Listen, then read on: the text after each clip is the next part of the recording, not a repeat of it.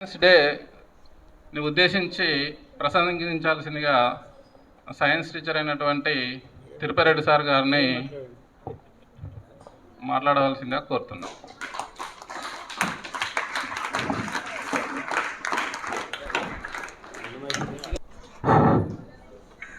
Good evening my dear childrens. గౌరవనీయులైన ప్రధానోపాధ్యాయుల గారికి మరియు నా తోటి ఉపాధ్యాయులకు ముఖ్యంగా విద్యార్థులందరికీ ఈరోజు ముఖ్యమైన జాతీయ సైన్స్ దినోత్సవ శుభాకాంక్షలు తెలియజేస్తున్నాను. మనం ఎందుకు జరుపుకుంటున్నాం ఈరోజు? 9th డేనా? Science day. Very good. Science day which purpose? దేని కొరకు? రామన్ ఎఫెక్ట్. రామన్ ఎఫెక్ట్ అంటే ఏంది? అయితే చూడండి, రామను ఎక్కడ పుట్టారు అని చెప్పారు పిల్లలు. ఎక్కడ పుట్టారు? తమిళనాడులోని తిరుచునాపల్లిలో పుట్టాడు. ఎప్పుడు పుట్టాడు? నవంబర్ 7, 1888లో. ఓకే. తర్వాత ఏం చేశాడు? వాళ్ళ ఫాదర్ అయిన చంద్రశేఖర్ అయ్యంగార్. అయితే అతను విశాఖపట్నంలో ఉద్యోగం చేస్తూ ఉండేవాడు. అతను కూడా భౌతిక శాస్త్రంలోనే ఉపాధ్యాయుడు. అయితే ఆయన ఆ అబ్బాయిని అక్కడికి తీసుకొని వెళ్ళి అక్కడనే స్కూల్లో జాయిన్ చేయించుకోవడం జరిగింది. చిన్నప్పటి నుంచే ఇతను ప్రతి విషయాన్ని క్షుణ్ణంగా పరిశీలించేవాడు. పరిశీలించడమే కాదు, ఆ సార్లు చెప్పిన ప్రతి విషయం నిజమేనా, ఇది నిజంగా జరుగుద్దా, అదే జరిగితే ఎట్లా జరుగుతుంది అని ఇంట్లో క్వశ్చన్లు వేసుకొని అది నిజమా కాదని ఆయన పరిశోధనలు చేసుకునేవాడు. చిన్నప్పటి నుంచే అలవాటు ఆయనకు రావడం జరిగింది. అయితే నా 11 సంవత్సరాలు అప్పుడే మెట్రికులేషన్ అంటే 10వ తరగతిని కంప్లీట్ చేసి ఆ కాలంలోనే డిస్ట్రిక్ట్ ఫస్ట్ వచ్చాడు. డిస్ట్రిక్ట్ ఫస్ట్ రావడమే కాకుండా ఆయనకు గోల్డ్ మెడల్ కూడా వచ్చింది. అదేవిధంగా 15వ సంవత్సరంలోనే ఎంఏ చదువుతూ భౌతిక శాస్త్రం నందు కూడా ఎక్కువ మార్కులు తీసుకొని వచ్చి అందులోనూ కూడా గోల్డ్ మెడల్ సాధించడం జరిగింది. 19వ సంవత్సరంలోనే ఇతను ఉద్యోగంలో జాయిన్ కావడం జరిగింది. అతి చిన్న వయసులోనే మన హెచ్ఎం సార్ గారు కూడా 19 సంవత్సరాలప్పుడే ఉద్యోగంలో జాయిన్ అయ్యారు. అదేవిధంగా సివి రామన్ గారు కూడా 19 సంవత్సరాలు అప్పుడే ఉద్యోగంలో జాయిన్ అయ్యాడు. కానీ ఉద్యోగంలో ఆయనకు అంత తృప్తి అనిపించలేదు. ఉద్యోగం చేస్తూ కూడా అతను సైన్స్ మీద ఎక్కువగా ఫోకస్ చేస్తూ ఈ విషయాలు ఎందుకు, ఎలా, ఏమిటి అనే దాని మీదనే పరిశోధనలు చేస్తూ ఉండేవాడు. ఈయన ఒకానొక సందర్భంలో ఇంగ్లాండ్కి వెళ్ళడం జరిగింది. ఇంగ్లాండ్కి వెళ్ళాలి అంటే ఆ కాలంలో పడవ ప్రయాణం ఉండేది, బోట్ జర్నీ అంటారు.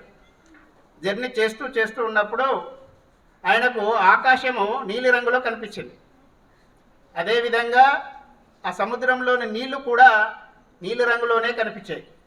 ఆయన అనుకున్నాడు, ఓహో, దాని యొక్క ప్రతిబింబము ఇందులో కనిపిస్తుందేమో అని. అట్లనే అవుతుందా అని ఆలోచనలో పడి ఇంటికి వచ్చి దాని మీద పరిశోధనలు చేస్తూ ఇతరులకు లెటర్లు రాసి అడగడం, ఏమిటి ఇది ఎందుకు ఇట్లా అవుతుంది అని అడిగితే ఎవరు కూడా సమాధానం చెప్పలేకపోయారు. వాస్తవానికి భౌతిక శాస్త్రము అంటే ఏంటి అంటే భౌతికంగా మనకు సృష్టిలో కనిపించే విషయాలను గురించి తెలియజేసే శాస్త్రం. దాన్ని భౌతిక శాస్త్రము అని అంటారు. అయితే ఇటువంటి విషయాలను పై పరిశోధన చేయడము భౌతిక శాస్త్రవేత్త యొక్క గొప్పతనం.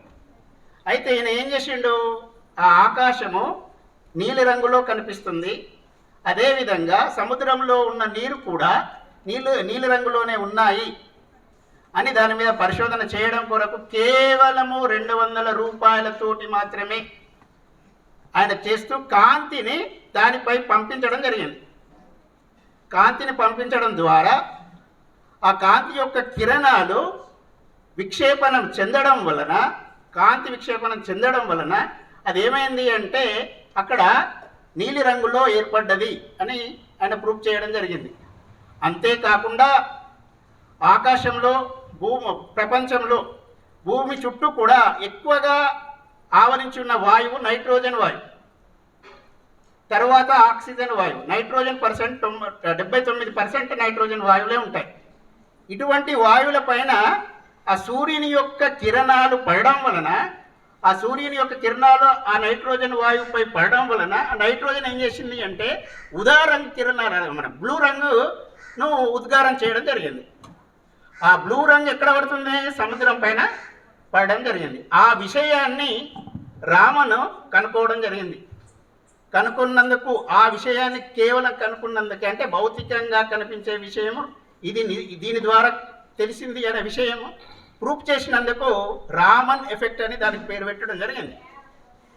దాన్ని గుర్తించిన ఇంగ్లాండ్ శాస్త్రవేత్తలు నోబెల్ బహుమతి సార్కు ఇవ్వడం జరిగింది. ఇది మన ఆసియాలోనే కాదు, మన భారతదేశము ఆసియా ఖండంలోనే యూరోపియన్లకు రాకముందే మొట్టమొదటి నోబెల్ బహుమతి మన సివి రామన్ గారికి ఇవ్వడం జరిగింది.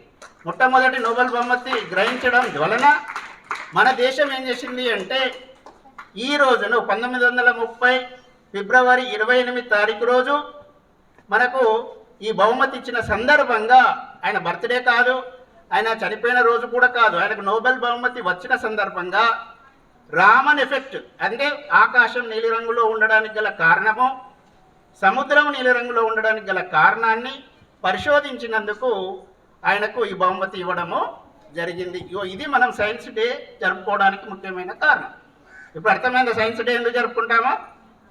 అయిందా? ఎందుకు? రామన్ ఎఫెక్ట్ ఎందుకు? కాంతి యొక్క విక్షేపణ ధర్మం వలన, కాంతి వికిరణం వలన మనకు ఈ లక్షణాలు ఏర్పడతాయి. ఓకేనా? అర్థమైందా? కాంతిని ఏం చేశారంటే ఆ వాయువులపై పడడం వలన ఆ వాయువులు ఏం చేసినాయి? నీలిరంగును ఉద్గారము చేయడం జరిగింది. ఆ నీలిరంగు ఉద్గారం చేయడం వలన ఆ సముద్రంలోని నీరు నీలిరంగులో కనిపించింది. మనకు ఈ శాస్త్రవేత్తలందరూ కూడా వాళ్ళు కృషి ఎందుకు చేస్తున్నారు? మనం సుఖంగా ఉండడం కొరకే. చూడండి, ఈ కాలంలో సెల్ ఫోన్లు కనుక్కున్నారు, అది శాస్త్రవేత్త యొక్క కృషి.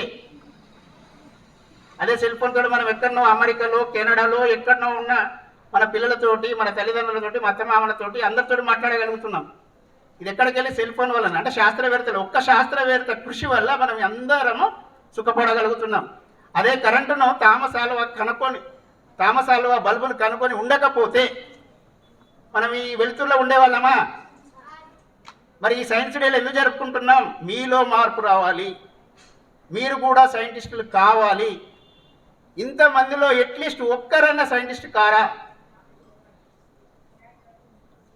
కావాలి అన్న ఉద్దేశంతో ఆయన యొక్క అందరు కదా, వాళ్ళు కనుక్కుంటేనే కదా మనం ఇంత ఆనందంగా ఉన్నది. ఆ కారులో మనం ప్రయాణం చేయగలుగుతున్నాం. ఆ కారును కనుక్కొని లేకపోతే నడుచుకుంటూ వెళ్ళే వాళ్ళమే కదా.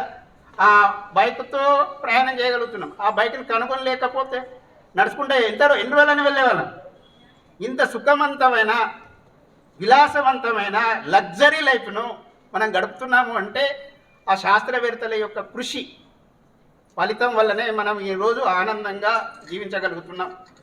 అటువంటి కృషి చేసి అటువంటి వస్తువులను కనుక్కొని మనకు ఎన్నో విషయాలను తెలియజేసిన ఆ శాస్త్రవేత్తలను గురించి నెమరేయడంలో తప్పులేదు కదా. ఉందా? లేదు కదా. మీరు కూడా ఏకాగ్రతతో వినండి. ఏ విషయమైనా ఏకాగ్రతతో విన్నట్లయితే కంపల్సరీ సైంటిస్టులు అవుతారు కూడా.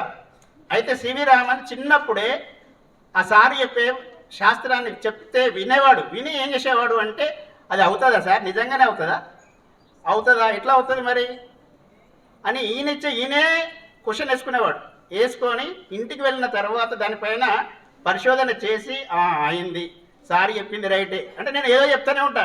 మీరు చెప్తే అన్నిటికి తల ఊపిడేనా? భౌతిక శాస్త్రవేత్త స్కూల్ టీచర్లు ఏది చెప్పినా కూడా ఎందుకు సార్, ఏమిటి సార్, ఎలా అవుతుంది సార్ అని అనాలి. మీరు క్వశ్చన్ వేయాలి. క్వశ్చన్ వేసుడే ఉండదు మన దగ్గర.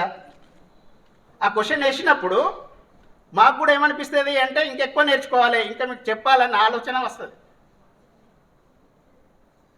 Thank you sir. ఇంకా చెప్పాలని ఉంది కానీ ఎక్కువ చెప్పలేము, టైం లేదు కాబట్టి. Thank you sir. ఈ అవకాశం ఇచ్చినందుకు సంతోషం.